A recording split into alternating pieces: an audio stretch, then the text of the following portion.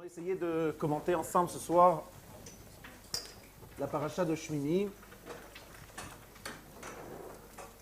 Dans cette paracha, il y a un événement tout à fait central, on va dire surtout étonnant, c'est la mort de Nadav et Avihu. Alors, la mort de Nadav et Avihu, il faut absolument la commenter pour une raison très simple. Pour beaucoup de raisons, mais une des raisons, c'est parce qu'il y a eu dans l'histoire juive 4 moments où nous aurions pu terminer l'histoire. Le premier moment, évidemment, c'était Adam Arishon, qui aurait pu, en se refusant l'arbre de la connaissance du bien et du mal, terminer l'histoire. Seulement, le problème, c'est que Adam Arishon n'a pas tenu longtemps. À la 9e heure, il a reçu l'ordre de ne pas manger l'arbre de Etz Hadat. Et à la 10e heure, il avait déjà fauté. Ça n'a pas duré 1 heure. C'est vrai que c'était assez rapide comme dégringolade. La deuxième occasion, ça a été le Matan Torah, le don de la Torah. Le don de la Torah, encore une fois, ça a été une occasion extraordinaire, exceptionnelle. Nous disons que juste avant la réception de la Torah, nous sommes revenus à l'état d'Adam Arishon avant la faute. Et malheureusement, il y a eu le veau d'or, comme vous le savez. Il y a eu une troisième étape, troisième occasion, c'était l'inauguration du Mishkan. Yom HaShmini, le 8e jour, c'est le jour d'inauguration du Mishkan, où on nous a proposé, par l'inauguration du Mishkan, finalement, de faire le Tikkun HaShalem, de tout terminer, toute l'histoire, en faisant une inauguration parfaite, sans défaut. Malheureusement, là encore, ça a foiré. Et pourquoi? Parce qu'il y a eu Nadav et Avihu qui ont fait ce qu'ils ont fait. Nadav et Avihu ont finalement brisé cette occasion exceptionnelle de faire le Tikkun HaShalem, la réparation totale de la faute d'Adam Arishon. Alors finalement, vous allez me dire quelle était la 4e occasion. La 4e occasion, c'est Shlomo HaMelech, le jour où il a construit le Beth Amikdash. Il a inauguré.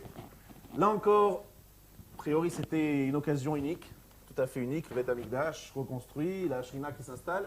Et ça s'est très mal passé pour une raison très simple, c'est qu'il a décidé de se marier avec Bathia, la fille de Paro.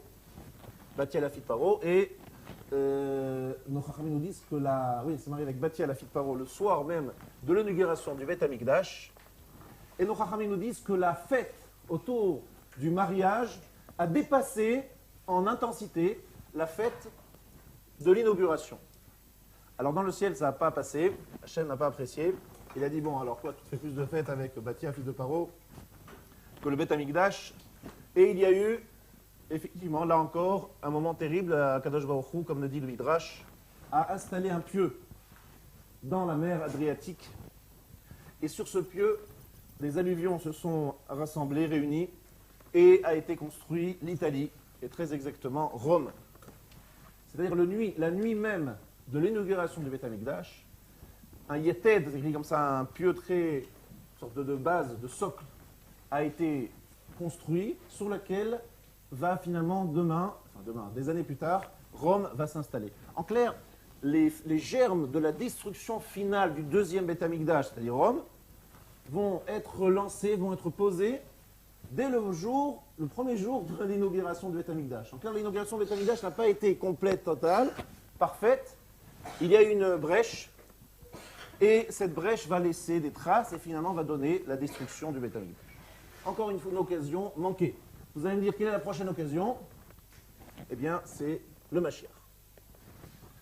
Donc voilà ces 4 moments. Donc c'est pas tous les jours que ça se passe, on est bien d'accord. Et nous sommes en train de traiter un des 4 moments. C'est le jour de l'inauguration du Mishkan. C'est un jour exceptionnel quand même. Il y a eu la Shekhinah qui s'est révélée. Mais quand même, ça ne s'est pas très bien terminé à cause de la mort de Nadav et Avihu. Alors nous allons, si vous voulez bien, essayer de réfléchir ensemble. Et d'autant plus, je voudrais quand même rajouter, nous allons lire ensemble un passouk que l'on lit tous les jours, tous les Yom Kippour. C'est un passouk dans Acharemot. Et dans Acharemot, donc c'est donc à la page 3, dans Vayikra, chapitre 16. Vaidaber Adonai el Moshe, Acharemot Shnei Bnei Aaron, Bekorvatam Lifnei Adonai, Vayamutu. Hachem parla à Moshe après la mort, donc Vaïkra chapitre 16, après la mort des deux fils de Aaron, lorsque, qui s'étant avancé devant l'Éternel, avait péri. Vayomer Hachem el Moshe, Daber el Aaron Achicha, et il dit à Moshe, signifie Aaron ton frère, Vayavo Bechol Et el Akodesh. Il ne peut entrer à toute heure dans le sanctuaire, dans l'enceinte du voile, Mibet la Parochet, etc. Donc on est maintenant dans Acharemot, c'est le premier pasouk de Acharemot, on est en train de parler de la Avoda, du service divin, le jour de Kippour. Et ce jour-là, qu'est-ce qu'on dit? Acharemot Shnei Bnei Aaron, après la mort des fils de Aaron. Qu'est-ce que la mort des fils de Aaron ont à faire avec le début du service divin de Yom Kippour? Yom Kippour, c'est une chose, la mort des fils de Aaron, c'est autre chose. Évidemment, vous allez me dire, c'est logique, parce qu'on nous dit que bien que les fils de Aaron aient fauté, qu'ils soient entrés dans le Saint des Saints en apportant des encens interdits, eh bien le jour de Kippour, c'est permis, c'est autorisé, c'est même exigé, demandé. Vous avez raison. Mais néanmoins, nos Chachamim nous disent que lorsqu'on lit ce texte, il est conseillé, demandé, fortement conseillé, je vous donne ici une petite perle pour Kippour, c'est vrai qu'il faut que vous en rappeliez dans 6 mois, ça va être difficile, mais essayez de vous le noter. C'est écrit que lorsqu'on lit ces quelques mots, Acharemot Shnei Bnei Aaron, après la mort des deux fils de Aaron, il est bon de pleurer. Pourquoi pleurer? En pensant à la mort de ces tzadikim, les fils de Aaron. Et en pleurant leur mort, c'est une expiation, parce que mitat tzadikim mechaperet, la mort des tzadikim expie les fautes. Ça veut dire en clair que jusqu'à aujourd'hui, à Kippour, le fait d'invoquer simplement la mémoire de Nadav et Avihu qui sont morts al Kiddush Hashem, eh bien ces deux personnages, on peut jusqu'à aujourd'hui, par leur tzidkut, leur grandeur, expier encore les fautes du peuple juif jusqu'en l'année 5772, jusqu'à la fin des temps. Le fait simplement de pleurer, de prendre conscience de la perte inestimable que représente Nadav et Avihu, c'est une valeur expiatoire jusqu'à aujourd'hui. Pour vous dire la puissance de ces personnages, Nadav et Avihu, que l'on connaît assez peu. On a entendu parler d'eux évidemment, mais on les connaît assez peu, on ne comprend pas trop leur grandeur. Mais là, on peut un peu la mesurer, l'évaluer grâce à ces quelques indications. Donc on voit l'importance de ces deux personnages. Nous allons maintenant passer à la suite. Nous avons en fait, pour expliquer leur mort, 3 éléments importants qu'il va falloir noter, qui sont écrits dans le Or HaChaim HaKadosh. Quelles sont véritablement les raisons de la mort de Nadav et Avihu? Le Or HaChaim HaKadosh fait le compte et il trouve à la page 4. Vous avez le Or HaChaim en plein milieu de la page, vous ne pouvez pas ne pas le voir. Nimtset Omer, c'est un Or HaChaim qui se trouve dans Acharemot, au début de Acharemot. Nimtset Omer, Shlosha Dvarim Garmu Mitatam. 3 raisons sont à l'origine de la mort de Nadav et Avihu. Avon ha'egel, la faute du veau d'or, ha'akrava, le fait qu'ils aient apporté ce sacrifice, Zekidush habayit, la sanctification de la maison. Alors il faut bien expliquer chacun de ces 3 éléments, nous allons bien les expliquer. Ils sont morts pour 3 raisons. La première, je rappelle, Avon ha'egel, la faute du veau d'or. Alors là, quel rapport entre la faute du veau d'or et la mort de Nadav et Avihu? Alors le Or HaChaim le rappelle dans d'autres endroits, c'est parce que lorsque Aharon a fait la faute du veau d'or, Akadosh Baruch Hu s'est mis en colère contre Aaron et il a décidé de lui ôter ses 4 enfants, de lui faire mourir ses 4 enfants. Et Moshe Rabbeinu a prié très fort et il a obtenu de la part d'Akadosh Baruch Hu une remise de peine à 50%. Et donc, il a perdu 2 enfants au lieu de 4. Mais Aaron HaKohen, du fait de la faute du veau d'or, devait perdre 4 enfants. Finalement, il n'en a perdu que 2. Donc, si vous posez la question, pourquoi Nadav et Avihu sont morts? Réponse, à cause de la faute du veau d'or de Aaron HaKohen. Vous allez me dire, mais vous êtes bien gentil, mais c'est pas aucun rapport. Aaron, c'est Aaron, et Nadav et Avihu, c'est Nadav et Avihu. Ils ne sont pas responsables, c'est leur père. Pourquoi est-ce qu'ils mourraient pour cette raison-là? Alors, vous avez bonne raison. De quelques secondes, on va l'expliquer. La deuxième raison, c'est parce que Hakrava, ils ont effectivement apporté des kétorettes, des encens, ils n'auraient pas dû les apporter. Ça, on le sait puisque c'est écrit explicitement dans le verset. Et troisième chose, Kiddush Habayit, la sanctification de la maison. Qu'est-ce que c'est que cette histoire de la sanctification de la maison? Alors, vous l'avez juste en bas, à la page 4 toujours, en bas, Rashi. Ou Asher Diber, Echan Diber, Venoadeti Shama Livnei Israël, Venikdash Bichvodi. Al Tikre Bichvodi, et là Bimchou Badai. Alors là, il faut que je vous explique un petit peu de quoi il s'agit. On est dans la fin de Shemot, dans Tetzavé. Et là-bas, Akadosh Baruch Hu annonce à Moshe et lui dit: je serai connu, vu dans le Beth Amikdash, dans le Mishkan, Venikdash Bichvodi, je serai sanctifié avec mon honneur, mon kavod. Alors, on ne sait pas très bien ce que ça veut dire. Rashi explique: Al tikre bichvodi et la bimchou badai. Je serai sanctifié par ceux qui m'honorent. Amarlo Moshe le Aaron. Moshe a dit à Aaron: Aaron achi, Aaron mon frère, Yodea haïti shitkadesh habayit bimiyudav shel makom, vaïti savour bi obecha, achshav rohani shem gdolim imeni umincha. Alors écoutez bien cette phrase. Rashi nous dit: je savais que le jour d'inauguration du Mishkan, il y allait avoir mort des plus grandes personnalités du peuple juif. Je le savais. D'où je le savais? Parce qu'Hachem me l'a dit. Nikdash bichvodi. Simplement, je pensais que ce serait ou toi ou moi. Et finalement, je découvre que c'est Nadav et Avihu qui sont morts.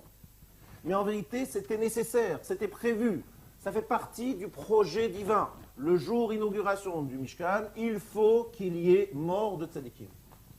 Il fallait, c'est nécessaire, c'est indispensable. Je pensais simplement, dit Moshe, que ce serait toi ou moi. Finalement, c'est Nadav et Avihu. Bikrova bibechirai, parmi ceux que je préfère, Alpanei kolam et kaved, Shakadosh Baruch Hu osedin bat tzadikim, mityare ou mitale ou mitkales. Lorsque Akadosh Baruch Hu fait un jugement, applique un jugement contre les tzadikim, il est craint, il s'élève et il est loué. C'est bien cette phrase. Imken be'elu kol sheken bireshaï. Alors là, je voudrais vraiment que vous écoutez bien ce que je vous dis maintenant. On est en train de nous dire que le jour où le Mishkan est inauguré, ce jour-là, il faut absolument qu'il y ait mort de tzadikim. Pourquoi? Parce qu'Akadosh Baruch Hu veut donner un exemple. Et il veut dire, regardez, des tzadikim vont mourir, et vous vous dites, finalement, si les tzadikim ils meurent, eh bien, c'est qu'ils ont fauté. Et si même des tzadikim, Akadosh Baruch Hu va les faire mourir, qu'est-ce que moi, je peux dire devant Akadosh Baruch Hu? Quels sont les arguments que je peux avoir? Si même les tzadikim qui ont des petites fautes, ils vont mourir, c'est sûr que moi aussi, je dois prendre conscience de l'engagement que je prends en étant un juif de la Torah, je dois le respecter, et c'est une question de vie ou de mort.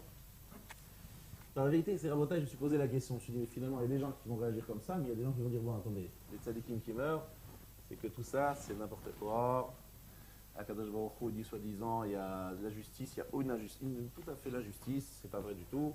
C'est l'injustice qui règne, les tzadikim meurent, c'est que vraiment, tout va mal. N'est-ce pas? C'est un peu ça le problème. Esav, lorsqu'il a perdu son grand-père Abraham, qu'est-ce qu'il a fait ce jour-là? Il est parti dans le décor. Il a fait 5 avérotes les plus graves.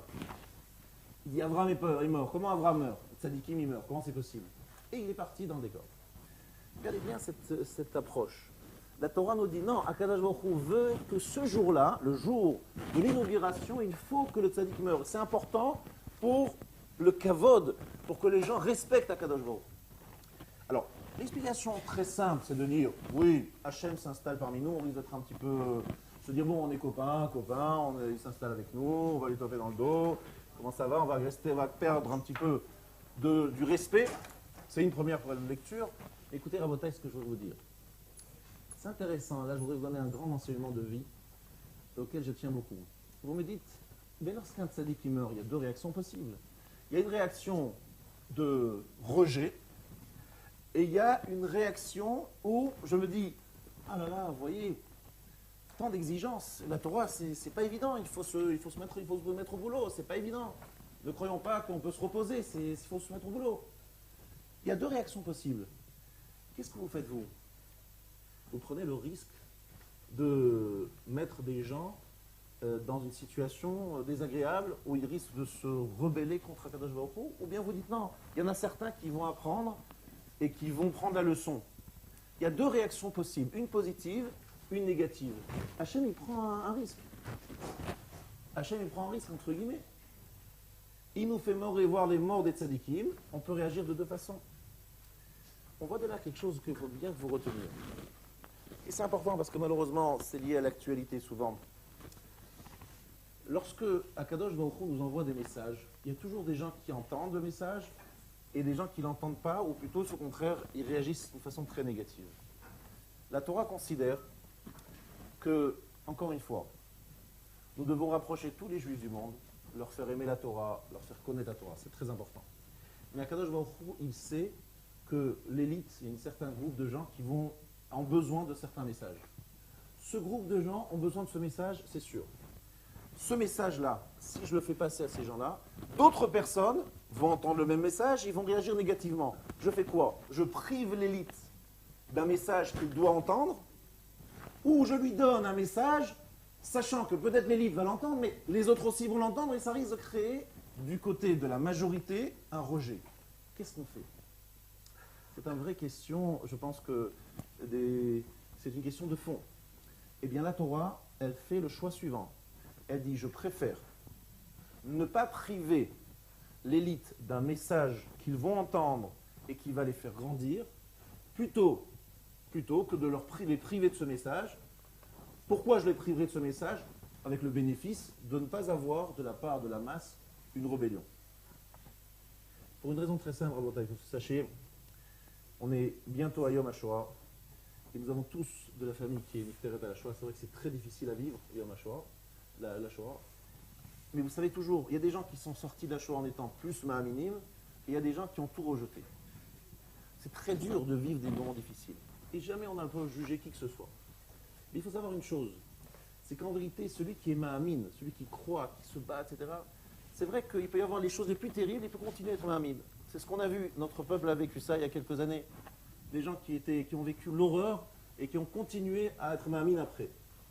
Ça veut dire qu'en fait, il peut y avoir des gens, et encore une fois, on ne juge pas ceux qui n'ont pas su supporter, parce que c'est vraiment tellement impossible qu'on ne les juge pas. Il ne s'agit pas de les juger. Mais je dis qu'en fait, le fait est qu'Akadosh Baruch Hu, c'est vrai, il met la barre très haut. Il nous met devant des épreuves très difficiles. Devant des épreuves où on peut se dire, mais finalement la Torah c'est quoi? Où est le jugement divin? Où était Dieu à Auschwitz, etc. On peut se poser plein de questions, c'est vrai. Mais Hachem, quelque part, il ne nous fait pas la vie facile. Et il ne fait pas une Torah, on va dire, grand public. Vous voyez ce que je veux dire? Il ne fait pas une Torah grand public. Il fait une Torah qui convient, que certains peuvent entendre, et que beaucoup n'entendent pas, c'est vrai. Mais ça restera toujours comme cela. Il faut le garder, il faut le savoir, garder en tête.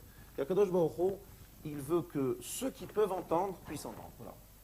Il y a une raison à cela que je devrais longuement expliquer. Pourquoi est-ce qu'on fait les choses selon l'élite et pas selon la masse? C'est une chose, je pense, qui nécessiterait un cours entier pour expliquer cela. Mais comprenez une chose, c'est que bien si on met l'homme devant une épreuve terrible, devant l'épreuve éventuellement de remettre en question l'existence de Dieu, Akadosh Baruch Hu nous impose aussi cette épreuve. Et nous dit, voilà, je veux que vous surmontiez cette épreuve. Je sais que vous êtes capable, la preuve c'est que certains tiendront, d'autres non, c'est vrai. Mais la Torah nous met devant ce genre d'épreuve et il faut savoir les vivre. En tout cas, ici, dans l'inauguration du Mishkan, il n'y a pas de doute, Hachem nous met devant cette épreuve et il nous dit, est-ce que vous allez résister? Est-ce que vous n'allez pas dire, mais attends, Nadav et Avihu, les plus grands tzadikim, plus grands que Moshe Aaron, je le répète, plus grands que Moshe Aaron, sont morts. Comment c'est possible? Le jour de l'inauguration du Mishkan, ça risque de créer une rébellion chez certains, peut-être. Mais d'autres, en voyant la mort de Nadav et Avihu, vont se renforcer. Je veux dire, si déjà cela a plus forte raison, nous, attention, soyons vigilants, eh bien, ça vaut la peine. En tout cas, je ne donne pas d'enseignement, je fais juste une constatation qui est dure à entendre, mais qui est une constatation claire de la situation. Voilà ce que le Chachamim nous apprennent. Si certains vont grandir, même si d'autres risquent de se poser des questions, ça vaut la peine pour ceux qui vont grandir de donner le message. Donc ça, c'est une des raisons de la mort des fils de Aaron. Là-dessus, continue le Or HaChaim. De Kol Shlosha Ta'amim Tzrichim, je suis à la 5e ligne, les 3 raisons sont nécessaires. Avon Ha'egel, la faute du Vaudor, chez Zulato, sans elle, les Tzad Shayut Tzadikim Gmurim, parce que c'était des justes parfaits.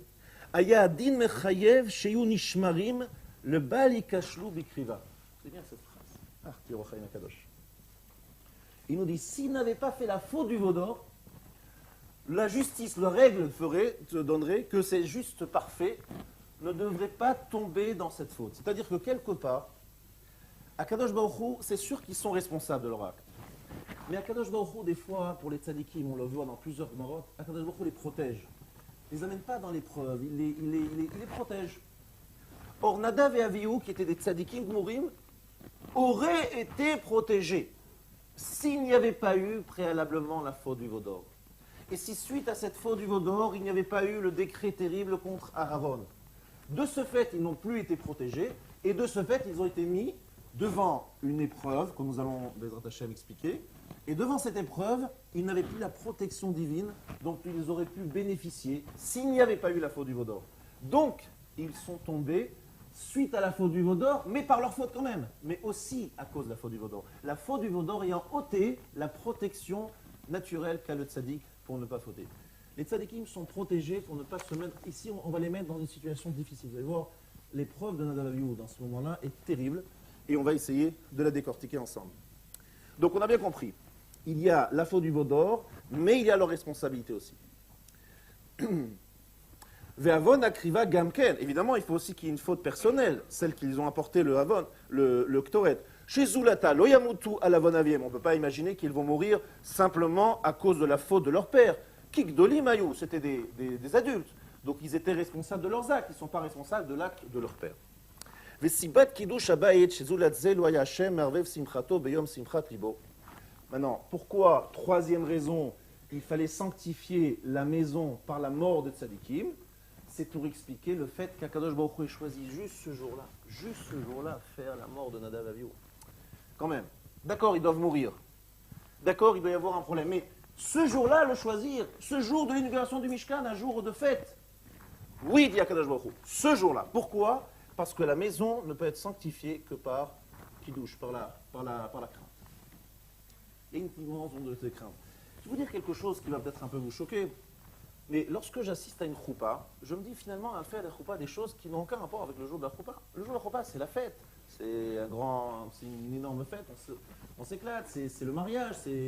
Pourquoi est-ce que sous la choupa, on fait signer des actes, on s'engage, vous savez que vous devez faire ci, vous ne devez pas faire ça, attention, il y a une certaine solennité qui des fois peut un peu toucher, des fois des engagements financiers, on a l'impression quelque part qu'on gâche un petit peu le côté festif par des choses extrêmement rigoureuses et très encadrées. Donc attention, monsieur, vous savez qu'est-ce que vous faites exactement, et madame, vous savez ce que vous faites exactement en tendant le doigt, vous allez prendre la bague autour du doigt, c'est maintenant que vous êtes marié, donc vous, etc. Il y a un engagement extrêmement solennel. Ça veut dire en fait, vous savez, Rabotai, dans la vie, un véritable lien, même si c'est dans la joie et dans l'amour, ne peut être véritablement scellé que s'il y a avec aussi un rappel de l'engagement et des responsabilités. Un vrai engagement, c'est jamais que de l'amour.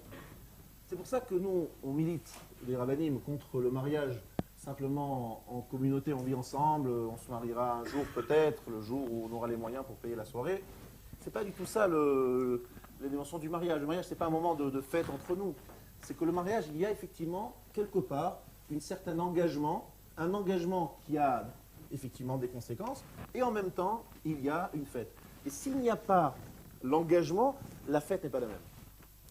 La fête n'est pas la même, elle n'a pas la même dimension. Évidemment, c'est pas exactement, on ne peut pas comparer exactement les mêmes choses. Ce que je veux dire, c'est qu'Akadosh Baruch Hu, lorsqu'il a mis un peu un ton, un peu de gravité dans cette journée de mariage avec son peuple, c'est un peu ça, parce que c'est pour ça que je fais le lien. Akadosh Baruch Hu se marie avec Israël ce jour-là, il s'installe, il vit dans le peuple juif, il a sa maison, il a sa chambre, il y a les deux kérouvim, c'est les deux chérubins qui représentent le peuple juif, et lui il est au milieu, donc on est vraiment dans une dimension de mariage. Eh bien ce jour-là, il décide ce jour-là de faire un exemple. Quelque part, il veut dire attention, ce n'est pas que la fête, ce n'est pas que un joie de se retrouver, on est ensemble, tout va bien.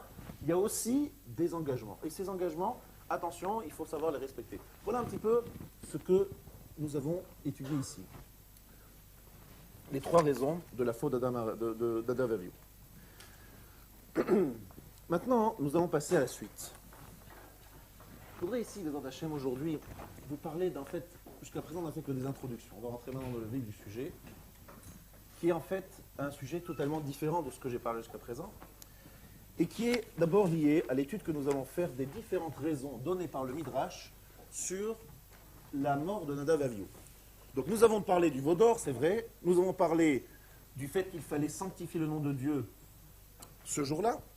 Mais quelle est la faute personnelle de Nadav et Avihu? Qu'est-ce qu'ils ont fait eux-mêmes? On a dit qu'il y a une faute personnelle. Il n'y a pas que la faute de leur père avec le veau d'or et le fait qu'Hachem avait besoin d'exemples ce jour-là. Quelle est leur responsabilité propre? Alors, nous avons à la page 5, à la référence 1, différents midrashim qui ont été rapportés ici devant vous et qui sont écrits vraiment en résumé. Ça vous aidera, je pense, à réviser les Hachem lorsque vous ferez le Shabbat à la table. Oru halacha bifnei Moshe Rabban. La première chose, c'est qu'ils ont enseigné une halacha devant Moshe, leur maître. Donc on expliquera, mais vous savez qu'il y a une interdiction lorsqu'il y a un rave dans une ville ou rave dans un keïla. On n'a pas le droit de répondre à une question de halacha en sa présence ou même du fait qu'il est présent tout simplement dans la communauté. C'est lui le rave et il n'y a personne qui n'a le droit. Alors ici, effectivement, avec Moshe Rabbeinu, c'est un petit peu plus grave que n'importe quel rabbin, on est bien d'accord. Mais il s'agit de Moshe Rabbeinu quand même. Et ils prennent une initiative devant Moshe sans lui demander son avis. C'est un manque vraiment. C'est vrai que c'est un manque de respect, quoi. Si vous avez une idée, apportez un ketoret, pas de problème, vous demandez à Moshe, Aaron, vous en pensez quoi? On a envie de faire ça, oui, non. Il y a des gens qui posent des questions, ça va, ils prennent cette initiative est un zilzoul, un mépris dans l'autorité halachique de Moshe. Nichnesu lifnai velifnim. Alors, haute faute, ça c'est assez facile, ils sont rentrés dans le Saint des Saints. C'est bien qu'on ne peut pas y entrer comme on veut. Eviou Esh Zara, ils ont en plus emporté un feu étranger, c'est-à-dire qu'ils ont pris un feu de chez eux, quoi. Ils n'ont pas pris un feu caché, entre guillemets, pris sur le Misbéach. C'est un feu étranger qu'ils ont importé de chez eux. C'est pas un Esh Kadosh. Ensuite, l'onatlo et zemizé. Ils n'ont pas demandé conseil l'un à l'autre. Chacun, ils sont allés les deux, c'est vrai, mais sans se concerter. C'est une démarche spontanée des deux de Nadav et Avihu.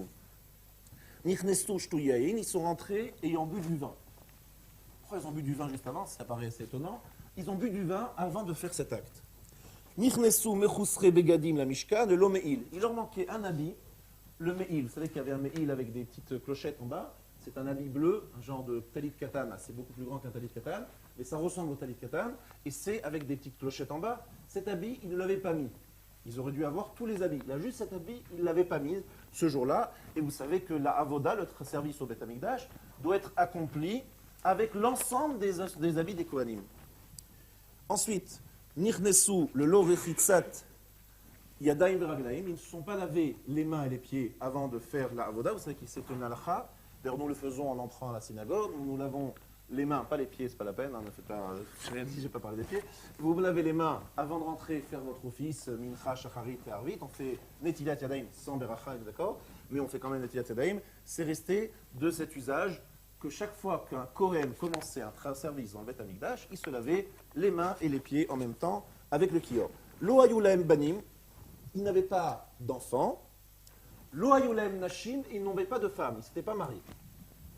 Alchou achare Moshe ve'Aaron ve'amrou, 10e faute, on est à la 10e quand même, ils sont suivis Moshe et Aaron en disant Matai shne zekenim alalu metim, ve'anu noagim srara la tzibur. Ils auraient dit, mais quand ces deux vieillards vont mourir pour que nous puissions prendre le pouvoir?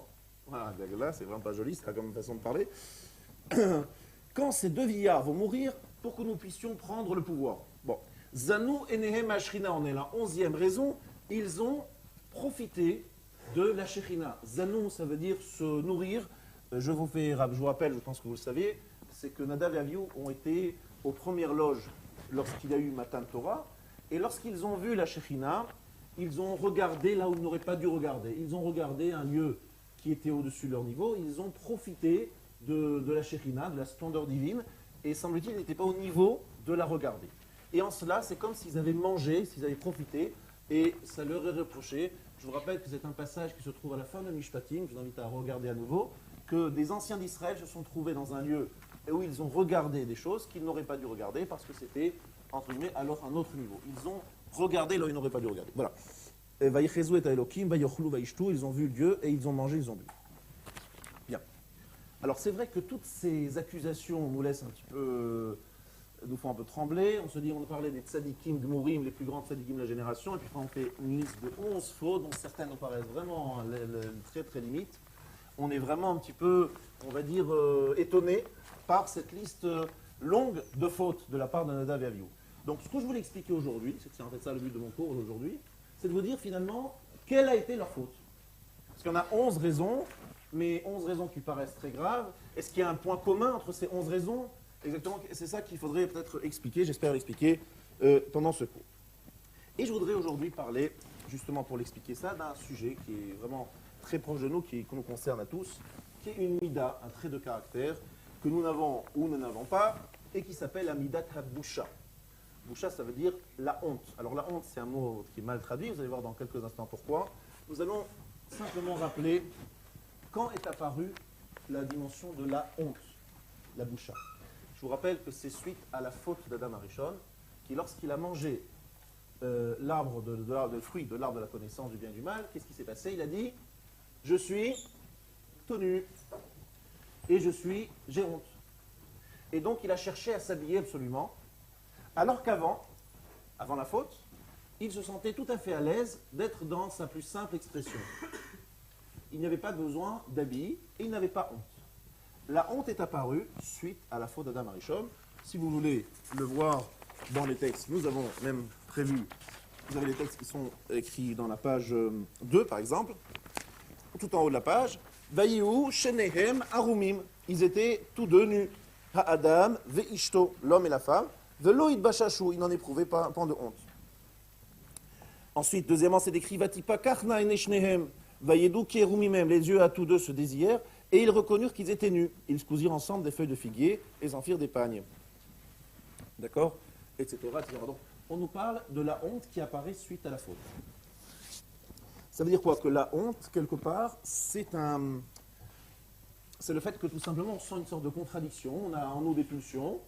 Ces pulsions, on a honte de les afficher. Alors on se couvre, on essaye de cacher certaines choses qui sont en nous et qui nous font honte. C'est tout simplement le pshat pachout.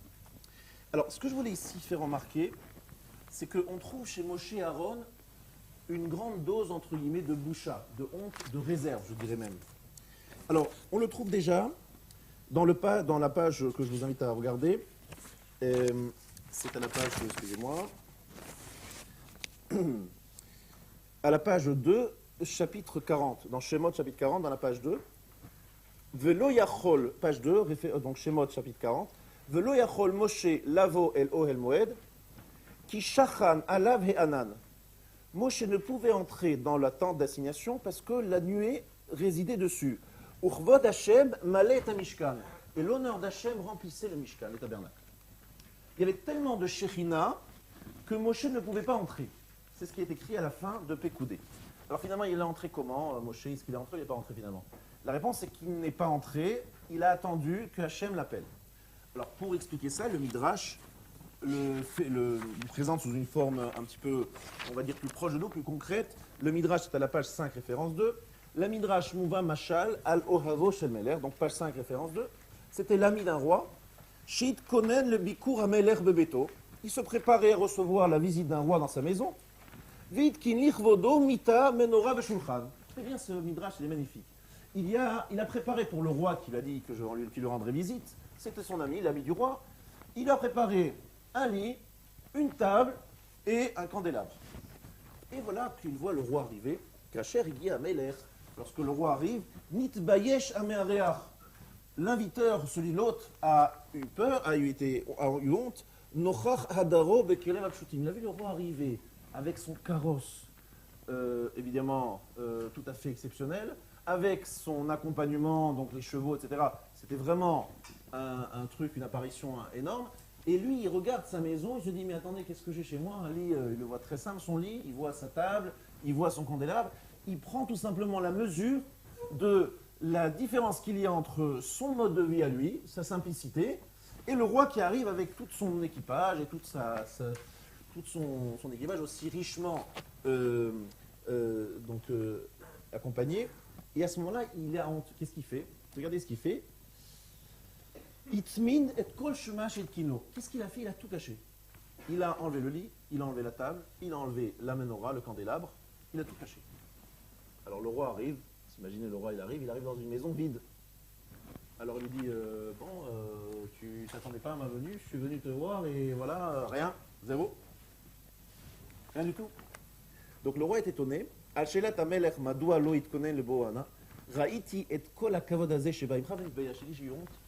J'ai vu tout ton accompagnement. Enfin, tu venais là avec tout ton accompagnement. J'ai eu vraiment honte de ma simplicité devant ta richesse. J'ai eu honte, donc j'ai tout caché. Et là-dessus, le roi il lui répond, il lui dit Amar Lo Amelech Bishvil Ahavatra Eni Mishtamesh Ela Beshelcha. Voilà, parce que je t'aime, je veux utiliser tes ustensiles à toi. Je veux que tu prennes tes ustensiles à toi. Donc le roi dit clairement, il lui dit, tu sais, j'ai beaucoup de moyens, c'est vrai, je suis très riche, j'ai tout ce que je veux, mais moi je veux venir dans ta maison et je veux que tu me fasses, avec ta table, ta chaise, ton lit, un accueil à ta mesure. Et parce que je t'aime, finalement, pour moi, les richesses, c'est pas important. C'est vrai, je comprends que tu aies honte, mais finalement, je suis prêt à venir dans la simplicité. Pourquoi? Parce que je t'aime. C'est intéressant comme image parce que c'est exactement ce qui se passe avec Moshe. Moshe arrive et il voit le roi, c'est-à-dire Akadosh Baruch Hu avec sa Shekhinah, il ne veut pas rentrer, il dit je ne veux pas rentrer, je suis mal à l'aise, etc. Akadosh Baruch Hu lui dit pas de problème, rentre. Et il pénètre dans sa simplicité, Moshe il est tout simple, mais Akadosh Baruch Hu dit je t'aime tel que tu es, ne sois pas impressionné par tout ce que tu vois autour de toi, c'est ça que je veux cette simplicité, une relation entre nous, d'amour, d'amitié, parce que je t'aime tel que tu es, je ne cherche pas à trouver en toi l'égal de moi, tout simplement. Donc on trouve chez Moshe une grande retenue, une pudeur, un gêne, un gêne devant Akadosh Baruch Hu, et Akadosh Baruch Hu qui met à l'aise Moshe en disant Moshe, pas de problème, viens, je te mets à l'aise, ne me fais pas attention à tout cela, ce qui m'importe c'est toi, rien d'autre. Donc ça c'est déjà l'approche de Moshe qui reste à la porte, qui dit il y a tellement de Shekhinah, je ne veux pas rentrer, et Akadosh Baruch Hu qui l'appelle en disant viens, rentre. Bon. Ça c'était une première élément. Deuxième on va dire, image, c'est Vayomer Moshe et Aaron, donc à la page 5, référence 4. Moshe qui dit à Aaron, qui rave la misbeach, approche-toi du misbeach, va'aset chatatra, vetolatecha, vechaper ba'adcha ou bada'am, ve'aset korbanam, vechaper ba'adam kasher tziva Hashem. Apporte ton sacrifice, tes sacrifices sans rentrer dans les détails. Et Rachid dit, Sheaya Aaron bosh ve'yare la geshe. Aaron avait honte. Il dit, moi j'ai peur de rentrer. Je ne veux pas y aller. Pourquoi est-ce qu'il avait honte? Pourquoi il avait honte, Aaron? Parce qu'il s'est dit, attendez, j'ai fait le veau d'or, j'ai trop honte, vous m'invitez à être Kohen Gadol, mais je sais très bien ce que j'ai fait le veau d'or. J'ai honte de faire ce que tu me demandes de faire les sacrifices, j'ai honte.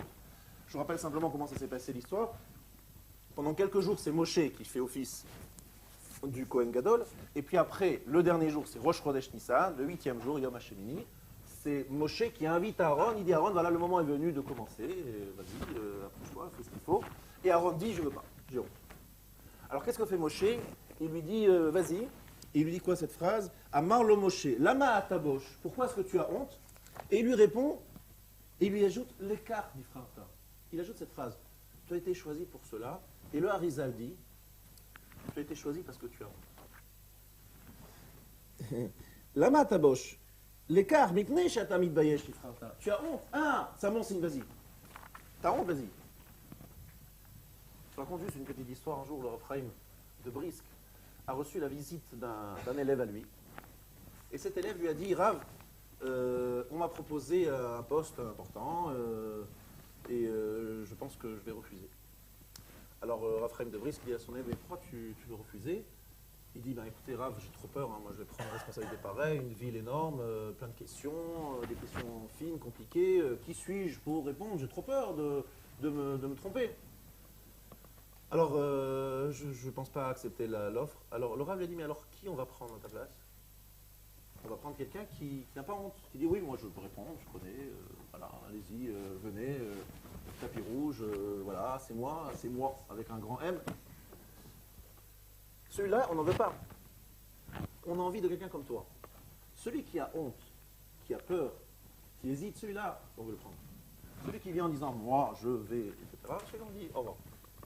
Celui qui comprend la gravité de ce qu'il va faire, l'importance de ce qui dans son quoi il s'engage, celui-là, oui, Baruch Haba.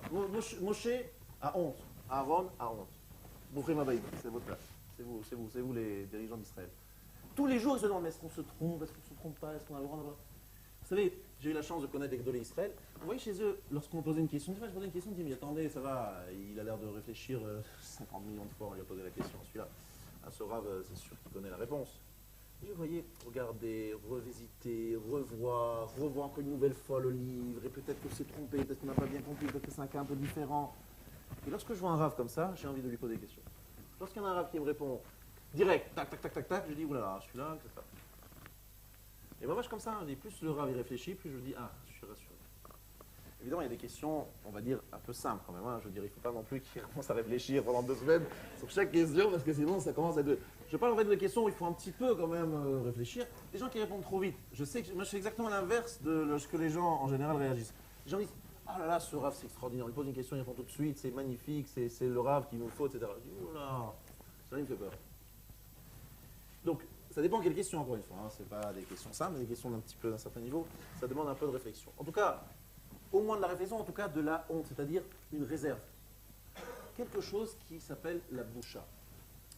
Et Rabotai, cette attitude de Moshe Aaron, elle est magnifique. Elle est plus que cela. Le Sfat Emet nous dit, c'est toujours à la page 5, référence 3, Adraba, Sfat Emet, Tachlit abechira, lizkot lavo lide boucha.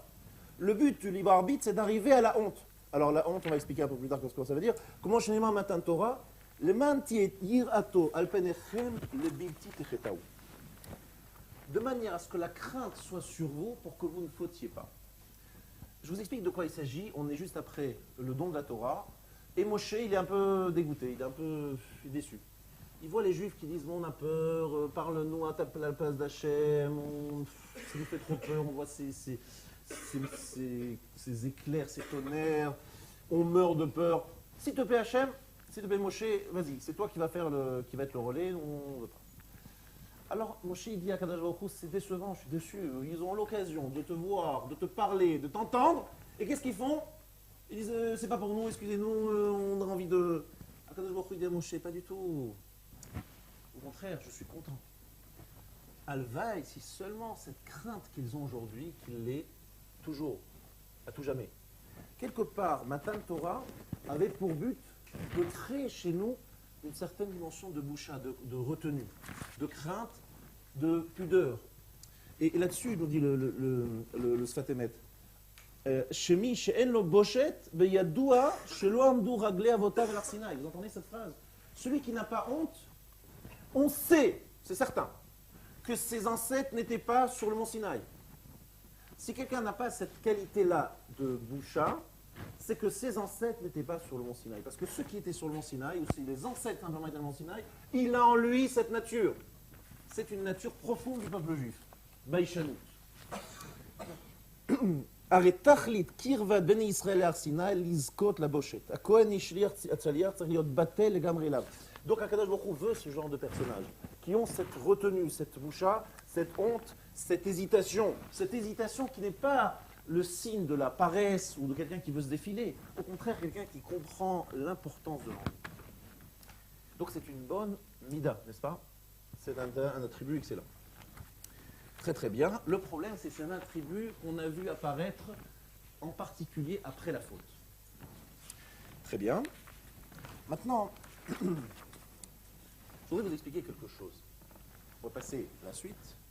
On voit que Nadav et Avihu, justement, eux, n'ont pas cette attitude-là. C'est là que je voudrais bien vous expliquer ce soir ce qui se passe. Nadav et Avihu, eux, n'ont pas cette retenue. Nadav et Avihu, eux, se disent, nous, on va faire. On ne pose pas de questions à Moshe et Aaron. On ne prend pas conseil. Nous, on va boire du vin. Lorsqu'on boit du vin, qu'est-ce qu'on est lorsqu'on boit du vin? Lorsqu'on boit du vin, on a beaucoup moins honte. Qu'est-ce qui se passe? On dit clairement ce qu'on pense. On se dévoile beaucoup plus. Adam Nikar, Bekiso, Bekoso, Bekaaso. Un homme est reconnaissable lorsqu'il a bu, lorsqu'on le sollicite pour des dons, et lorsqu'il est en colère. Là, on voit qui est l'homme. Kiso, Koso, Kaaso. Vous avez compris que c'est un jeu de mots avec les 3 mots qui se ressemblent, mais c'est pas seulement un jeu de mots, c'est une réalité que l'on voit sur le terrain. L'homme est reconnaissable lorsqu'il a bu, on sait vraiment qui il est, parce que lorsqu'on n'a pas bu, on fait semblant, on fait un petit cinéma, on fait semblant d'être ceci, de ne pas être cela, et en vérité, on est très différent. Lorsqu'on a bu, on est vraiment nous-mêmes. Alors ici, Nadav et Avihu, ont bu. Mais ils n'ont pas bu simplement parce qu'ils voulaient faire les Chaïm et que c'est venu par hasard ce jour-là, c'est bien tombé parce qu'ils allaient à l'inauguration de Mishkan. Ils ont dit, avant d'aller dans le Saint des Saints, nous allons boire. Les Shem Shamaï, mitzvah de boire. Pourquoi? Parce que c'est un moment où nous allons jeter en l'air la boucha. Nous allons nous débarrasser de la retenue. Nous allons nous révéler, nous sortir tout ce que nous avons en nous. Ensuite, ils sont entrés. Et pourquoi sont-ils entrés dans quel état d'esprit? Alors il faut que vous sachiez bien quelque chose ici. Il y a plusieurs niveaux de compréhension dans Nadav Avihu. Le Zohar HaKadosh donne certaines lectures. Je vais essayer de donner ici une lecture qui est assez simple. On ne va pas rentrer jusqu'au fond d'une chose, mais on va essayer de comprendre un petit peu ce que Nadav Avihu veut nous enseigner. Nadav Avihu avait une logique, un message. Ils ont dit finalement, le moment est venu de brusquer l'histoire. Alors écoutez bien ce que ça veut dire brusquer l'histoire. Nadav et Avihu se disent, voilà, aujourd'hui on peut rester sage, gentiment dans notre coin, très sage, faire ce qu'on nous a dit de faire, on ne discute pas, etc.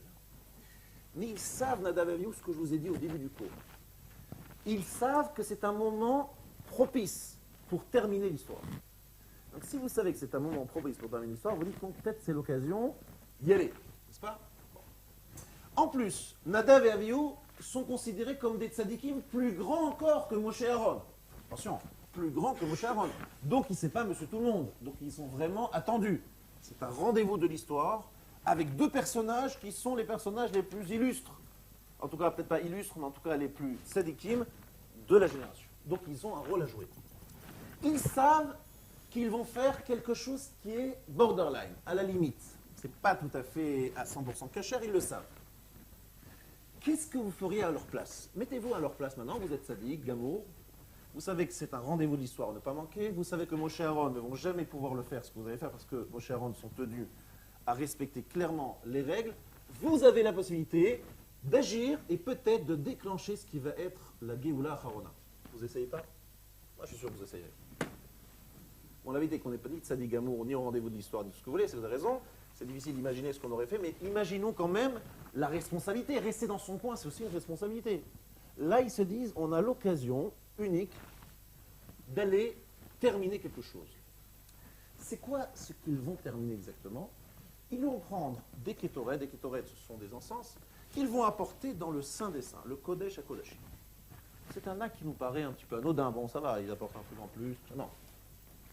Eux, ils veulent s'approcher du Kodesh HaKodashim avec les Kétorem. Alors sachez une chose, vous avez sans doute connaissance de certains appareils électroniques très sophistiqués.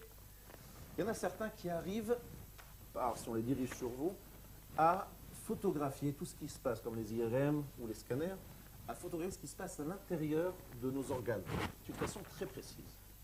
Alors sachez que les Kétoret, c'est déjà utiliser un faisceau, c'est-à-dire dire à Kadosh Baruch Hu, je suis prêt à être regardé dans le moindre détail. Donc vous dirigez directement un faisceau sur vous. Ça, c'est les Kétoret, toujours. Mais les Kétoret, le jour de l'inauguration du Mishkan, dans le Saint des Saints, c'est utiliser le maximum de faisceaux et qui se dirigent sur vous à le même instant et qui vous regardent dans le moindre détail. Vous êtes scanné, IRMé, photographié, radiographié, tout ce que vous pouvez imaginer à ce moment-là. Alors vous prenez un risque, parce que lorsque vous êtes à ce point-là scruté par en plus Akadosh Baruch Hu et les Malachim et compagnie, c'est pas évident de sortir, on va dire, nickel. Mais eux ils disent ça vaut la peine parce que peut-être, si on arrive à faire l'acte parfait, on va faire le tikkun de la faute d'Adam Arishon. Voilà le sujet. Est-ce que j'arrive à faire le tikkun d'Adam Arishon ou pas? C'est-à-dire, est-ce que j'arrive dans ce monde-ci à faire le da'at, la séparation entre le bien et le mal? Ils pensent être arrivés à cet instant à un niveau où ils ont fait la séparation du bien et du mal, et c'est-à-dire qu'ils sont capables de dire, ils pensent pouvoir dire, que leur acte est parfait, à 100% le Shem Shamaim, sans la moindre réserve, qu'ils peuvent venir se déshabiller, évidemment, spirituellement parlant, et être scrutés, rien ne va être retenu contre eux. Ça peut ressembler, je vous donne un exemple très simple, si par exemple vous allez être dans une très grande université et que vous prenez rendez-vous avec le directeur de l'université, vous dites, écoutez monsieur le directeur, je sais que c'est pas du tout, ça ne se fait pas habituellement, je vous dis que le programme, je le connais sur le bout des doigts. Seulement, d'habitude, les examens ont lieu en mai-juin. Là, nous sommes en janvier. Je vous dis, vous pouvez m'interroger sur tout ce que vous voulez, du début à la fin du programme, les questions, les sous-questions, les chapitres, les sous-chapitres. Vous me posez une question là où vous voulez, comme vous voulez, je vous réponds et je vous en mets plein la figure. Bon, le directeur, il n'apprécie pas spécialement ce genre d'attitude. Il dit, écoutez, on va y aller. Et il se frotte les mains et il sort de derrière les fagots, les derniers trucs, les machins. Et lui, il est là, il attend les questions et il répond. Et à la fin, le directeur, il dit, je ne suis pas arrivé à vous coincer. Il est obligé d'avouer que le bonhomme, en janvier, il a terminé tout le programme. Il le connaît mieux que ceux qui, en mai, juin, ont passé. Il dit, écoutez, je ne peux pas vous dire autre chose, que vous avez réussi, là, très bien. Je vous donne le diplôme, n'est-ce pas? Mais qui ose faire une chose pareille? Personne. Eh bien, Nadav et Avihu, ils ont fait ça avec, pas avec le directeur de l'université, avec Akadosh Baruch Hu, Melech Malchei Amlachim, avec tous les scanners possibles, et ils ont décidé de jouer le jeu. Ils risquaient très gros, ils le savaient, mais ils ont décidé d'y aller et d'enlever toute retenue, toute boucha, et d'y aller et de se dire, voilà, on est là, on y va, on fonce. N'est-ce pas que c'est grossier de la part de celui dont j'ai parlé tout à l'heure, en janvier, il vient devant le directeur de l'université en disant, tu peux m'interroger, enfin, vous pourrez m'interroger, je répondrai sur tout. C'est sacrément grossier, c'est même à la limite de l'impudeur, mais c'est ce que Nadav et Avihu font. Et Nadav et Avihu, où ils se plantent? Alors oui, le plantage, quel est le problème? Où ça ne va pas passer là? C'est ça la vraie question. Alors qu'est-ce qui est passé? Il y a eu un problème, on a découvert un défaut. Où est le vrai problème chez Nadav et Avihu? Et il y a ici un Rabbi Tzadok HaKohen, que je ne vous ai pas montré ici, qui dit qu'ils étaient trop tôt. Et il cite un Zohar HaKadosh, il dit qu'ils sont venus trop tôt. Pourquoi ils sont venus trop tôt? Parce qu'il y avait encore Moshe et Aaron. Alors là, je voulais vous dire quelque chose d'assez incroyable, que j'ai découvert de là, que j'ai compris de là. J'aimerais que vous compreniez bien ce que je dis maintenant. Je pense que Nadav et Avihu, ils étaient au niveau de passer l'examen et de répondre à 100% à toutes les questions. Mais on leur a reproché d'avoir saisi cette occasion-là, de ne pas avoir attendu un peu plus tard. Il aurait fallu attendre encore un petit peu. Pourquoi? Parce que ce jour-là, avec Moshe et Aaron, ils ont Roru halacha lifnei rabban. Ils ont manqué de respect envers Moshe et Aaron. Ça veut dire quoi?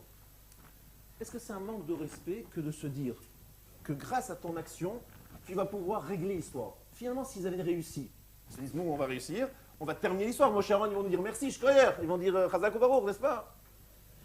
Oui, mais peut-être qu'Akadosh Baruch Hu, il va préférer un autre élément qui s'appelle la dimension de respect de Moshe et Aaron. Moshe et Aaron sont là, attends peut-être qu'ils disparaissent, qu'ils s'attirent leur révérence, et après, tu vas faire ton travail.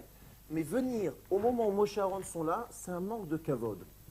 Alors peut-être que c'est mu par une très bonne volonté, il y a peut-être une grande force en vous, il y a peut-être beaucoup de force positive en vous, bravo. Mais ça passe par quelque chose qui s'appelle l'irrespect.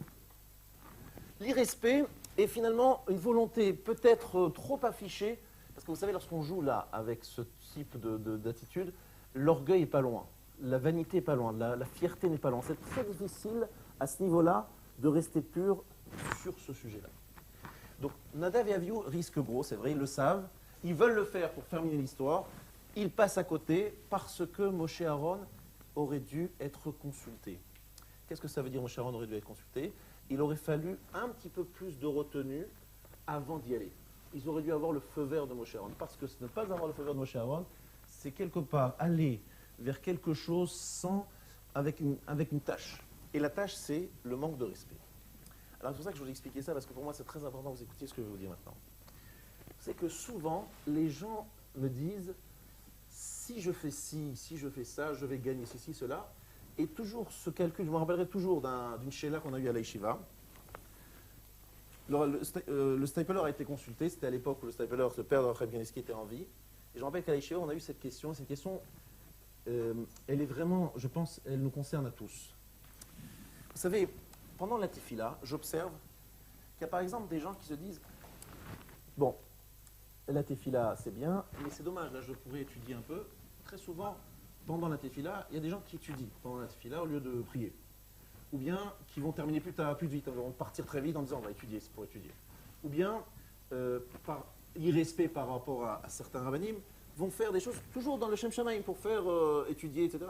Il y a, vous savez, souvent chez nous, ce sentiment que en faisant quelque chose qui est une mitzvah, on peut des fois passer outre certaines règles de kavod. Je voudrais vous dire quelque chose de très fort. Je n'ai jamais vu quelqu'un qui a réussi simplement en passant outre ces éléments. Tous ces éléments qui sont le respect d'Atfila, le respect du Rav, le respect du Makom, le respect du Bet Knesset, le respect du Bet Midrash, le respect du Sefer Torah, le respect des parents, le respect de tout ce qui est kavod, doit être pour nous comme une sorte d'élément extrêmement fermé, extrêmement rigide. Et tous les calculs que l'on peut faire en disant oui, je vais gagner plus en faisant ceci, en faisant cela. Je vous raconte ce qu'a dit le Stapler. C'était très simple. Moi, j'avais des amis dans ma chambre qui avaient ce problème. Je me rappelle le Mashgiach en a parlé. Ils ont dit voilà, Rav, c'est très simple. J'étudie jusqu'à 2-3 heures du matin. Et vraiment, c'est des gens qui étudient jusqu'à 2-3 heures du matin. Et le matin, je me lève à 8h15. À 8h30, je me trouve à une office à côté qui est très rapide. À 9h, j'ai terminé l'office. Je suis à 9h au CDR, on étudie à partir de 9h. Bon, la tfila est partie un peu vite, il n'y a pas à avoir beaucoup de respect dans la tfila, parce que je suis dans un lieu où ça expédie, etc. Mais si je me lève à 7h moins quart, je fais la tfila pendant 1 heure à la yeshiva, il faut que j'aille me coucher à minuit, ça fait 2-3 heures d'études de moins par nuit, par jour quoi. Ça veut dire 2-3 heures d'études de moins pour voir quoi, faire un quart d'heure de plus de tfila dans un endroit. Il a dit quelque chose de très fort, le Saver. Il a dit, Rabotai, vous savez la réussite dans la vie. On cherche quoi, la réussite? Mais la réussite, c'est pas que de l'intellect et de l'étude pure et c'est dur. C'est beaucoup de siyata d'Ishmaïa, d'aide du ciel. Vous ne vous rendez pas compte à quel point, nous qui sommes des rabbanim, et nous devons, entre guillemets, donner des shiurim, c'est pas facile de donner des shiurim. Il ne faut pas penser que ça vient comme ça, hop, ça sort du... Et souvent, je dis à Kadosh Baruch Hu, j'ai pas beaucoup de temps, parce que j'ai beaucoup de mitzvot à faire. Faites-moi que le livre que je sors là maintenant va me donner des idées et je vais trouver rapidement le sujet. Pas que je suis obligé d'ouvrir encore un livre à parler. Justement, je fais ça à Kadosh Baruch Hu. Des fois ça marche, des fois ça marche un peu moins. Mais juste que vous sachiez que, on a tous besoin de siyata d'Ishmael. C'est la siyata d'Ishmael qu'on a besoin pour nous aider à comprendre. Même si ça paraît être intellectuellement une question d'heures de cours, une question de... Non, il faut savoir qu'on a besoin de siyata d'Ishmael. Elle passe par des règles. Et ces règles, c'est kavod. Et le kavod, le respect, c'est pas seulement le respect d'une personne, c'est le respect de ce que nous faisons. Si je fais une tfila très vite, même si j'ai fait la tfila, mais je vais pas donner de kavod à cette tfila, je vais expédier. Je n'ai pas donné du kavod à la tfila. Cette tfila, elle ne va pas avoir beaucoup d'effet. Si j'écoute un cours, mais je ne respecte pas celui qui le parle, bon, j'ai écouté, mais l'effet est très réduit. Je dois donner du kavod aux choses que je fais. Kavod à moi-même aussi, déjà. Respecter moi-même. Me respecter d'une façon générale, donner du poids à tous ceux qui m'entourent. Nadav et Avihu étaient capables de passer, je pense, l'IRM spirituel d'Akadosh Baruch Hu. C'est pas n'importe quoi. C'est des tzadikim mourim. On n'a pas trouvé de faute. Il a fallu chercher le veau d'or de leur père, le fait qu'Akadosh Baruch Hu avait décidé de tuer des gens, des tzadikim ce jour-là. On a cherché un petit quelque chose. On n'a pas trouvé grand-chose. Vous voyez ce que je veux dire? C'est vraiment des tzadikim. Et quand même, on nous enseigne, nous disant, attention, il y a un chemin, il y a une façon d'agir. Alors, ce qui me parle toujours beaucoup, c'est ce que je vais vous dire maintenant. Le Bnei Issachar fait un calcul, il voit que, finalement, je vous ai montré dans la feuille, dans Bereshit, regardez à la page 2, pardon, excusez-moi, à la page 3, en bas. Vous regardez, Bereshit bara Elohim et Hashem et Taretz. Vous connaissez tout ce texte.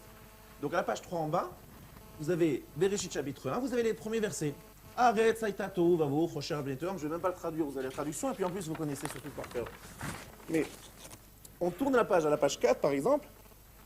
On a donc Vayar Elohim et Tahor Kitov, Vayavdel Elohim ben Haor ben Achosher.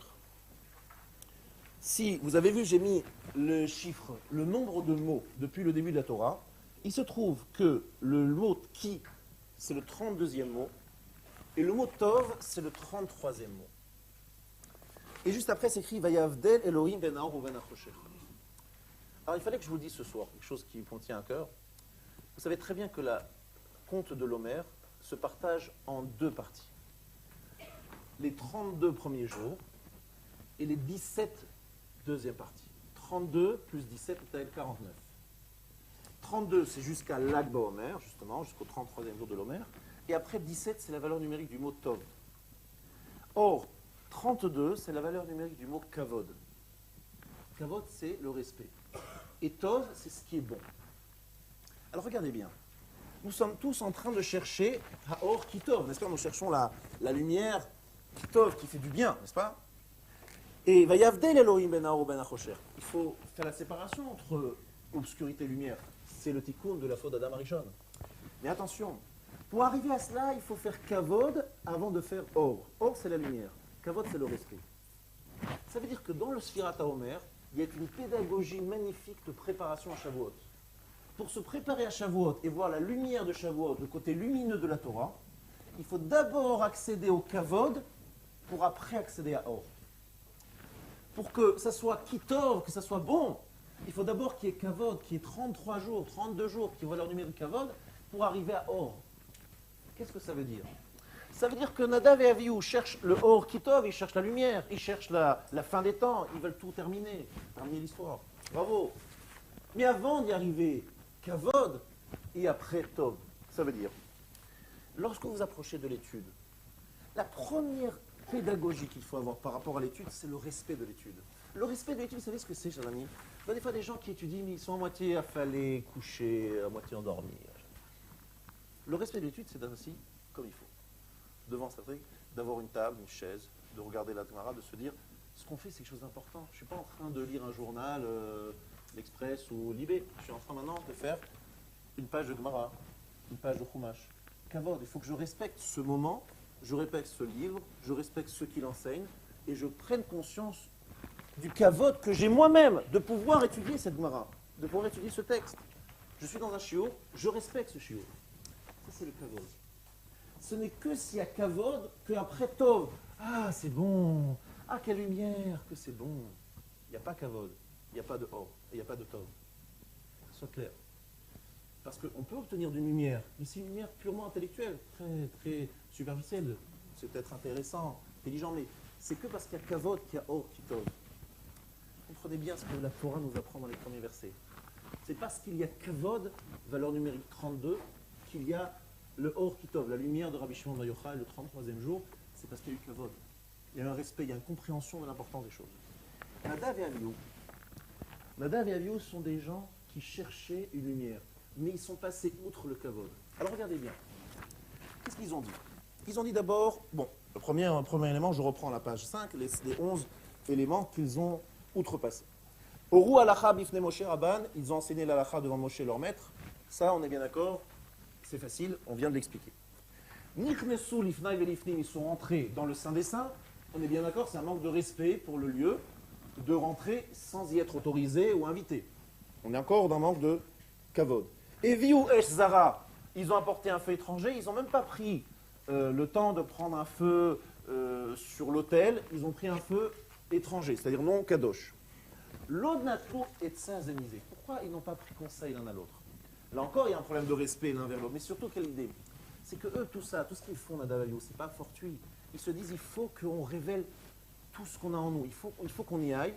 Et qu'on y aille en étant prêt à jouer le tout pour le tout. On est prêt à se mettre à nu. On est prêt à faire tout ce qu'il faut pour être totalement à nu, sans utiliser le moindre artifice. C'est moi qui viens, je bois du vin et je me révèle, je me dévoile. C'est ce que Nadav et Avihu ont proposé de faire. C'est ce qu'ils ont voulu faire. C'est ils ont failli réussir à faire. Mais attention, Nichnesu shtuyayin, ils ont bu du vin. Nichnesu mechusre begadim, le loameil. Vous savez quoi le meil? Le meil, c'est quoi? C'est une tunique avec laquelle il y a des clochettes. Ça fait du bruit. Vous savez qu'avant de rentrer à la maison, on toque à la porte avant de rentrer. C'est pas une question de pudeur, de respect. Eux, ils ont dit on ne peut pas toquer à la porte. On rentre direct. On ne peut pas qu'il y ait des clochettes. Les clochettes, ça annonce notre venue. Nous, on rentre comme des bolides. On rentre dedans. Pourquoi? Parce que nous venons pour aller au bout. Nous allons jouer le va-tout. On va y aller. On efface toute la dimension de la honte. Pourquoi veut-il effacer la dimension de la honte? Parce que la dimension de la honte est synonyme d'une faute. Mais eux, tzadikim, gemorim, eux des justes parfaits, la faute, ne connaît pas. La retenue, ne connaît pas. Boucha, je ne connais pas, il n'y a pas, c'est fini. J'ai tout purifié. C'est nickel. C'est comme après Pessah, une femme qui invite sa copine à rentrer le soir du Seder, tout est brillant. Elle n'a pas peur que son ami aille regarder derrière l'armoire, derrière le frigidaire. Partout, c'est nickel, c'est brillant, il n'y a rien, il n'y a pas de problème. C'est pas comme d'habitude où elle dit à son mari, pas trop dû prévenir parce que je comprends, je prends des invités, mais voilà, j'ai pas stické à fond, je suis gêné, machin, on connaît les femmes. D'accord? Après Pessah, à l'entrée Pessah, vous pouvez inviter tous ceux que vous voulez. Il n'y a rien à manger parce que c'est de la matzah, mais bon, en tout cas, c'est nickel, c'est sûr. D'accord? Eh bien, Nadav et Avihu ont dit, nous ne cachons rien, nous voulons être amis. Et c'était la seule façon à Motaï de précipiter la fin des temps. D'aller jusqu'au bout dans cette bouillité, si je peux me permettre, dans cette provocation entre guillemets de Dieu, en disant, va voir, regarde, il n'y a rien. Et comme nous sommes purs et parfaits, il faut que tu amènes la Géoula. On a fait le tikkun, il faut d'Adam Rishon. Nous avons fait le tikkun d'Adam Rishon. Oui, nous avons fait. Et nous sommes prêts à prendre des risques pour cela. Nous y allons. Attention, vous allez me dire, mais c'est des gens super orgueilleux. Encore une fois, je répète, c'était des gens qui étaient mus par une seule volonté, celle de faire venir la fin des temps, de terminer l'histoire. Et sachez que la fin de l'histoire, ça sera comme ça, ça ne sera pas autrement. C'est le Mashiach qui va venir et qui va être mis à nu. Lui, il est 100% parfait. Et il va faire le tikkun de la faute d'Adam Rishon comme ça. Eux, ils pensaient pouvoir le faire tout de suite. Là-dessus, lo hayu lahem badim, lo hayu lahem nashim. Ils n'avaient pas d'enfants et de femmes. Pourquoi? Quel problème est d'avoir des femmes, des enfants? Alors, c'est pas un problème d'avoir une femme et des enfants, pas du tout. Au contraire, c'est même des choses extraordinaires d'avoir une femme et des enfants. Simplement, il y a une Gemara que vous avez tous entendu parler. C'est qu'un jour, on a invité un rabbin dans un mariage. Et qu'est-ce qu'il a commencé à faire? On lui a dit, monsieur le rabbin, chantez. Bon, en général, le rabbin, il parle, mais lui, il a chanté. Et ils ont fait une très mauvais choix. Il a commencé à chanter en disant, malheur à nous, nous allons mourir. Et en chantant. Malheur à nous, nous allons mourir, malheur à nous, nous allons mourir. Et comme ça, il chantait, à tel point que quand même quelqu'un s'est approché de lui. Il dit, écoutez, on est à un mariage, on n'est pas à un enterrement. C'est vrai qu'on enterre sa vie de garçon, mais c'est pas l'occasion vraiment de chanter « Nous allons mourir ». Alors il répond, il ne répond pas comme ça, mais c'est ça que ça veut dire, qu'en fait le mariage, évidemment, c'est beaucoup de choses, mais une des choses, c'est beaucoup de choses de mariage, mais une des choses, c'est en fait quelque part compléter ce qu'on n'a pas été capable de faire tout seul. C'est-à-dire, je suis là, chasser, j'ai une femme qui va me compléter, mes enfants qui vont terminer mon travail, il y a une sorte de travail en commun qui va compléter ce que moi je ne suis pas capable de faire. Mais lorsque je suis à Nadav et Avihu, c'est-à-dire j'ai tout fini, tout est complet, tout est ni mariage, ni enfant, ni femme, ni rien. Je suis Shalem. Comment je suis Shalem? Je suis Nadav et Avihu. Je suis Tzadik Gamour, j'ai tout réparé, tous les problèmes sont finis. C'est-à-dire qu'ils sont allés si loin qu'ils ont dit à Kadosh Baruch Hu, nous n'avons pas besoin de nous marier. Nous n'avons pas besoin d'avoir des enfants. Parce que se marier avec des enfants, c'est aussi pour compléter et terminer un travail, faire un travail ensemble. Mais nous avons fait tout. Nous avons tout terminé. Il n'y a rien qui manque, zéro. Tout est parfait. Donc c'est pour ça qu'ils ne s'étaient pas mariés. Et encore une fois, lorsqu'on dit qu'ils ont dit quand vont mourir ces deux vieillards, vous avez compris que c'est pas à prendre au pied de la lettre. Les Haram, ils sont un peu durs. Hein. J'ai l'impression qu'ils sont allés en disant ces deux vieillards, quand ils vont mourir, on va essayer de les. Non, c'est comme ça que ça s'est passé. C'est que tout simplement, ils disaient, quelque part, ils disaient nous avons quelque chose à apporter en tant que dirigeants d'Israël, c'est nous avons décidé d'en terminer avec la faute. Moshe et Aaron vivent après la faute. Nous vivons avant la faute ou au temps final lorsque la faute sera réparée. Donc quand vont mourir ces deux vieillards qui continuent à accompagner un monde porté, sali par la faute. Nous avons un monde, une solution de société dans laquelle il n'y a plus la faute. Et je trouve ça tellement intéressant parce que je vais traduire ça dans des mots modernes. Je vais traduire ça dans un terme très, très moderne. Vous allez voir comme c'est incroyable, comme c'est présent. Nadav et Avihu, évidemment, c'est des tzadikim gourim, on en rencontre pas tous les jours, qui vont dans le Kodesh HaKodashim avec Lectoret. Mais vous savez, quelque part, c'est une vraie question que je me pose. Des fois, il y a deux attitudes dans notre vie. On peut se dire, je suis fauteur, je suis médiocre, je suis nul, je suis pas bon, je suis machin, j'ai honte, voilà, se remettre en question à 100%. Il y a des gens qui se disent, mais finalement, au lieu d'insister sur ce que je ne suis pas, essayons plutôt de mettre en valeur ce que je suis. Et finalement, à travers cette mise en valeur de ce que je suis, de ce que j'ai réussi à faire, essayer par cette lumière qui apparaît, faire disparaître l'obscurité. Non pas s'attaquant à l'obscurité, mais en insistant sur cette lumière. Vous comprenez? Ces deux approches. Et Nadav et Avihu ont fait un choix. Ils ont dit à Moshe Aaron, arrêtez votre honte, arrêtez votre retenue. C'est bien, c'est beau, d'accord, je comprends, vous avez peur, vous avez honte, ça c'est bien joli. Aaron, ça suffit, tu es là avec ton veau d'or dans ta tête, ça suffit. Dis-toi qui tu es Aaron. Tu es celui qui est réjoui de la nomination de ton frère. Tu es celui qui est Kadosh Hashem, qui fait Shalom dans le peuple juif. Insiste là-dessus. Parlons de ça. C'est une autre forme de société, vous comprenez? C'est une approche extrêmement qui focalise sur la réussite et sur ce qu'on a réussi à faire, ce qu'on est capable de faire, et qui va jusqu'à dire, eh bien, ce qu'on est bon, là où on est bon, il faut le mettre tellement en valeur, d'être prêt à prendre ce qui est bon en nous et de le mettre dans le Kodesh HaKodashim, vu par la Shekhinah, et être prêt à passer l'examen sur ce qui est bon en nous. Et ainsi, à travers cette force que nous allons tenir par ce face-à-face, nous allons pouvoir vaincre tous les parties obscures de notre être. Eh bien, Rabotai, je suis désolé, mais ce n'est pas la bonne méthode. C'est sûr qu'il faut utiliser cette méthode aussi, mais ce n'est pas la bonne méthode. La boucha, la retenue, la pudeur, ça reste notre marque de fabrique, notre qualité. Et là, je n'ai plus tellement le temps, il a déjà dépassé l'heure. Et juste pour terminer là-dessus, vous avez un texte que j'ai écrit du Aléchour, Baïchanout, je dis juste quelques phrases, et nous allons peut-être le commenter une autre fois. C'est la page 6, référence 3. Il nous dit Hachana la Torah Baïchanout. La préparation de la Torah, c'est Baïchanout, l'Omar Anetia lehastir atzmo. C'est ce penchant de se cacher, cacher ses qualités, cacher ce qu'on est. Torah ina pnimiut kol haolamot, c'est l'intériorité des mondes. Ve'adam asher sheifato rotzono rak beitgalut libo, bamei yuchal iskol Torah. Un homme qui veut que révéler son cœur, dévoiler son cœur, comment, c'est révéler ce qu'il est au fond de lui, comment pourra-t-il être zoché à la Torah? Donc je suis obligé de m'arrêter là, il faudrait qu'on développe un peu plus, peut-être d'acheter une autre fois. Mais ce que je voudrais ici, c'est d'insister là-dessus. Le Rav nous dit que finalement, si on veut avoir un lien avec la Torah, il y a une grande pudeur à avoir. Et cet acte de Nadav Avihu, qui est exceptionnel, évidemment, on parle de tzadikim, gmurim, dans une situation tout à fait particulière, c'est certainement un acte énorme de leur part, mais de notre côté à nous, il faut garder cette retenue, cette pudeur, que Moshe et Aaron nous ont montré comme exemple. Et c'est là que je voudrais revenir au début du cours. Donc finalement, la faute de Moshe et Aaron, c'était le veau d'or. En tout cas, c'est ce qu'a fait Aaron. Le fait qu'il fallait sanctionner, montrer l'exemple par la mort des tzadikim. Mais c'est avant tout cette volonté de Nadav Avihu à tout prix de faire avancer l'histoire en disant on est prêt à risquer le tout pour le tout, à se mettre à nu, à demander à Kadosh Baruch Hu de nous juger avec toute la rigueur et se dire finalement si on passe, ça va réussir. Et finalement, le message c'est de dire après tout cela, même si on a tant de puissance, tant de force, il faut toujours respecter, avoir la dimension de kavod, de respect, de retenue, de règles avant de donner cette lumière. C'est-à-dire qu'il faut bien comprendre ce que je vous dis là. C'est vrai dans la vie de nous tous les jours.